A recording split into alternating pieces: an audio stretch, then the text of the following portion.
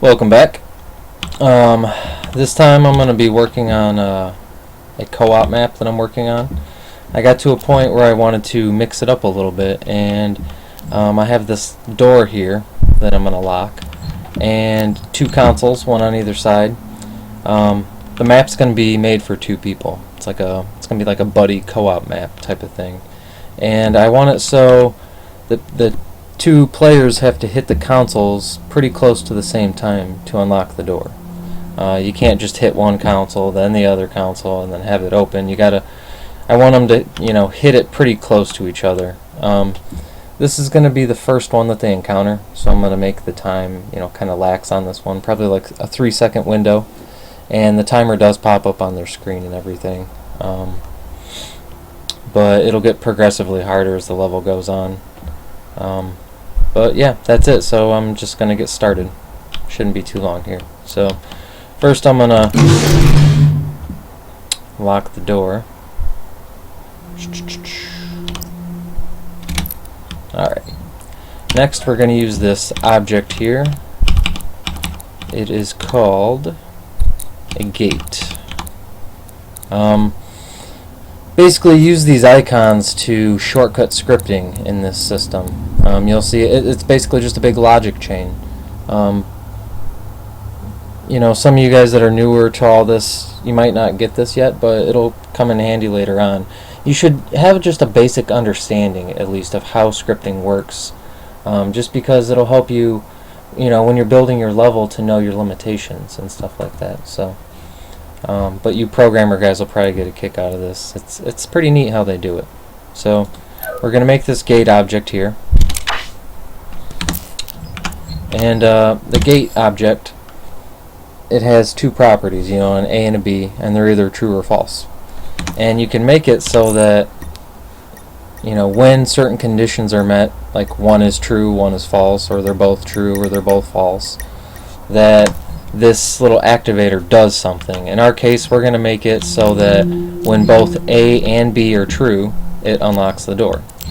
And we're going to make it so that these two panels change A and B to true.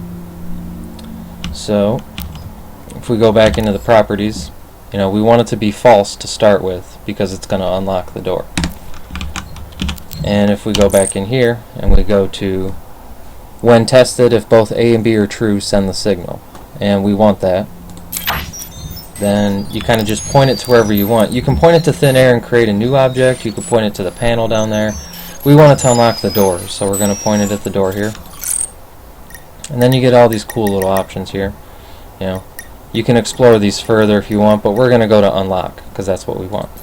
So now when A and B are both true, it's going to unlock the door. Now we're going to make the panels set A and B to be true on that. So we go into the properties of this.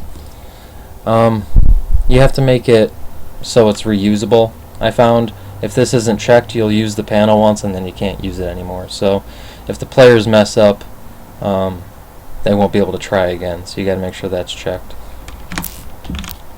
Then you hit G to bring up the little action context. You only have one option. When this panel's used, then you click on your gate, set B or set A, or test the gate. We'll get into that later. But for right now, we want it to set A. Then you can go in this little bubble here. It's part of your logic chain if you follow it. Go into its properties, and you can set it to be true. That's all we really want. You can have an input delay, which you can use for different things in the future. You push a button and it waits 3 seconds before it does it. But we don't need that for now. So now we go over to the other panel and do the same thing. On use, go to the gate. Now we want B instead of A. Go into its properties and make it set it to be true. Now, what we have here is, you push that, it sets A, you push that, it sets B to true, and it would open the gate.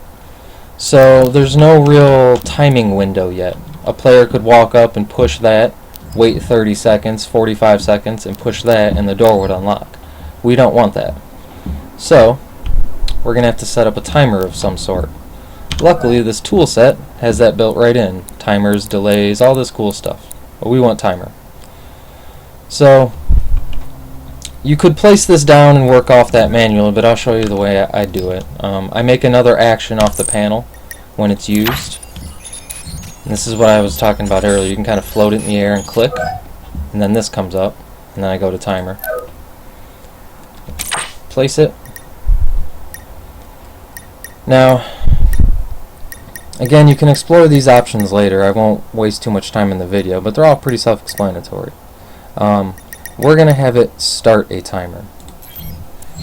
Now, this timer is, you can use it for lots of things, but we're going to use it for the activation window. The players have to activate it within 3 seconds, or the door is going to close, or stay locked, in any case. We have to make the timer interact in some way with those other things. Activating the panel starts the timer, but what happens when the timer reaches 0? To do that, just select the timer, on timer finished, and go up and select our gate. Now, you want it so that if the 3 seconds runs out, it sets A back to false.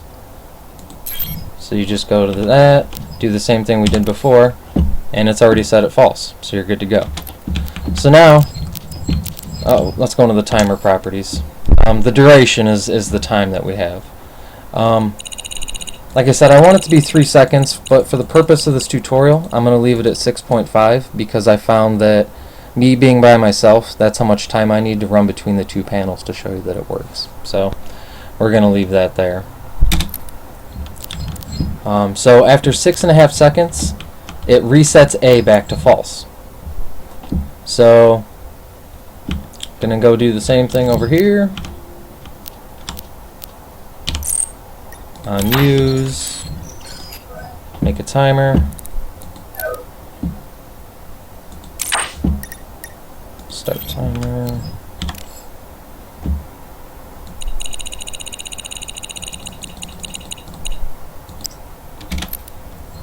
And then we have to link it to our gate to make sure it resets B back to false.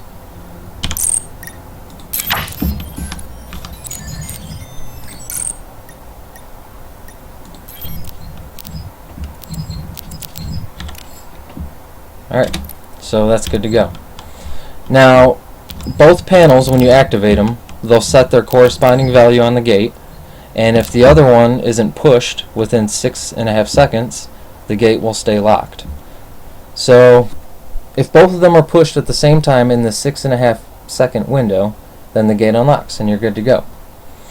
But, see, it's logic, and unfortunately logic is kind of stupid sometimes. And the timers that we've created, they don't go away. They sit there and they tick down. And after the 6.5 seconds, even if you hit them both at the same time and it unlocks the door, when that time runs out, it sets it back to false.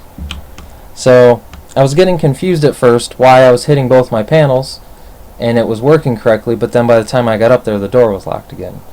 It's because we have to make it so that when A and B are both set successfully, that they turn off the timer.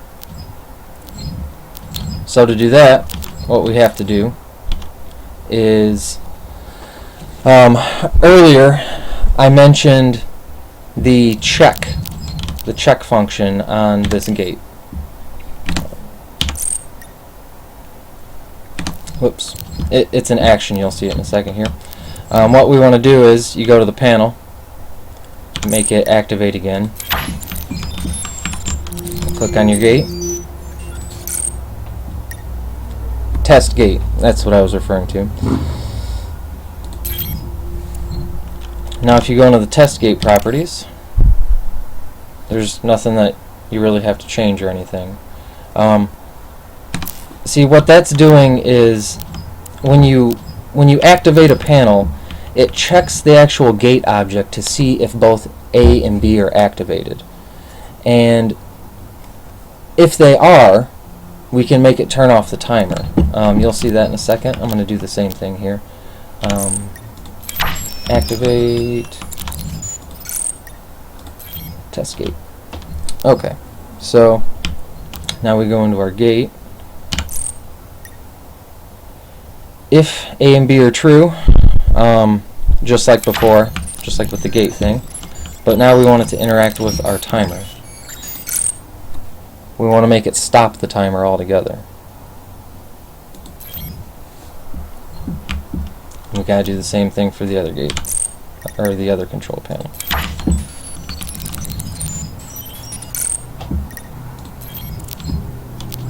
There. Now, that looks kind of complicated, but if you walked through it step by step, that should work. So, let's test it out and see what happens.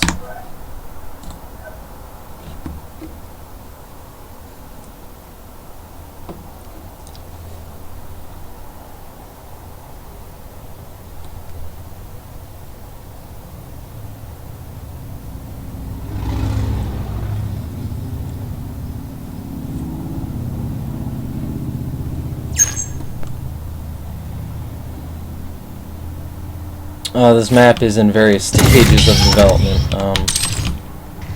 I'm working on different parts, different times. I'm doing the main layout, and then populating certain areas, and then doing encounters. Just going back and forth so I don't get burned out, so. Oh, damn it, why is that locked? I think I locked the wrong door.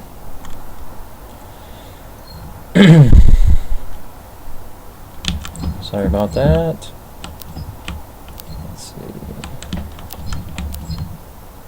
Ah, yes, I did. And I attached it to the wrong door as well. Alright, so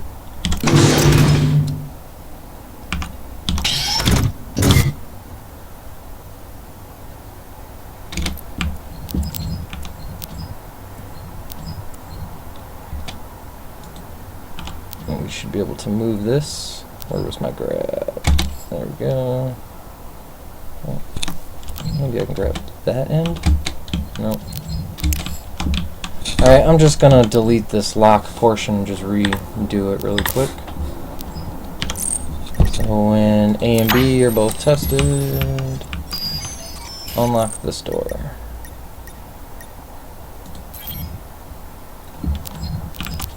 Then we have to make sure the door is set for locked, which it is. So we are good to go.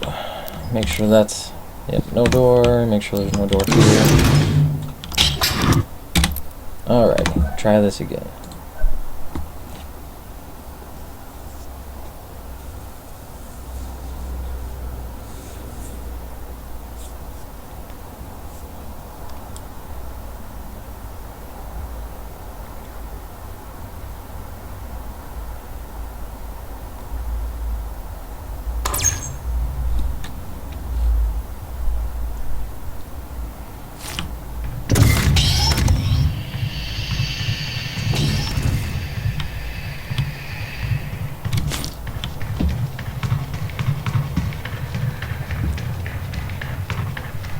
Alright, so if we run up to this, it's locked, it won't open. We got our panel here. Once we hit it, you can see the timer that pops up. And I'll let it expire and go back up here. Show you the door is not open. Then I'll hit them both out of the time window and show you that it's still locked.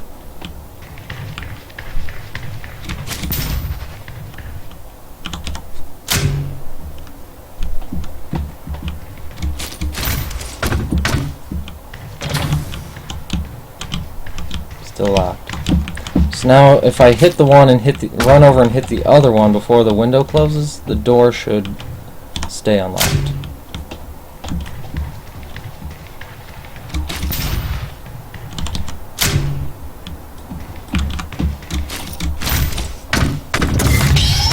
there we go. So it's just a cool way to mix up your level.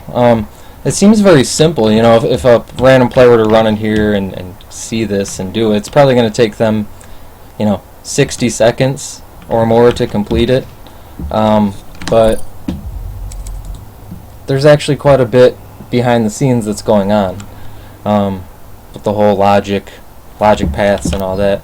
Like I said, it seems complicated. It looks like this big web of stuff, but it's really simple once you understand it. It's logic. So if you go through it step by step, it's really not that difficult, and you can achieve some pretty neat things with your map. I have a lot of cool ideas. I'm going to start using this stuff in this map, and even like my team deathmatch ones. I had some cool ideas. Like, it'd be cool to have maybe 2 or more panels just like this, and the team has to activate them all to make a power-up spawn, like the demon transformation or something. I don't know, but yeah, that's it for this video pretty much. This one I think was more utilitarian than design principles and whatnot, but I thought this might be useful. There aren't too many SnapMap tutorials and stuff, so yeah. Thanks for watching. See you later.